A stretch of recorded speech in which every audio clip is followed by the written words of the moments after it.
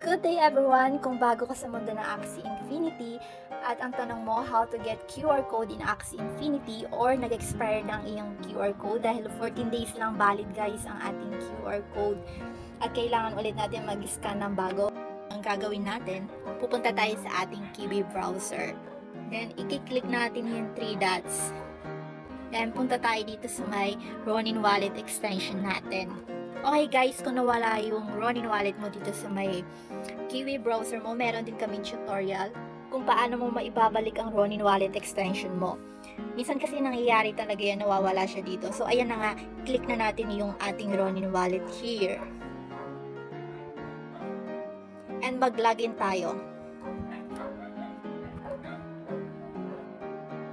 Then, once na nakapag-login na tayo sa ating Ronin Wallet, pupuntahan naman natin ngayon is yung marketplace. So, i-type natin yung Axie Infinity. So, ayan, andito na siya sa may home ng aking Kiwi browser. So, i-click ko na lang. Ayan, punta tayo sa ating website ng axieinfinity.com. Then, hintayin lang natin mag-loading. Ayan, habang loading pa guys, paki-like and subscribe naman. Ayan, thank you. So, ngayon, ang gagawin natin, i-click natin tong 3 dash. And, i-click lang natin yung marketplace. And hintayin lang natin mag-loading. Then, ayan, pag nakapag-loading na siya, click ulit natin yung 3 dash. And here, makikita mo yung login. So, i-click natin yung login.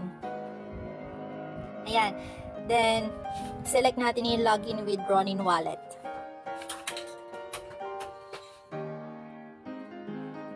Then, kailangan natin tong i-confirm.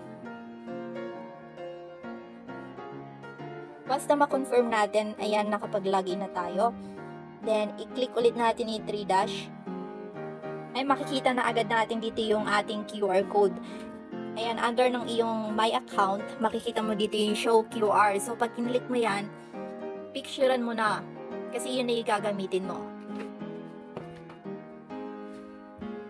Ayan, pag na-picturean mo na yung QR code, pupunta ka na ngayon dito sa may Axie Infinity. Choose from photo tayo.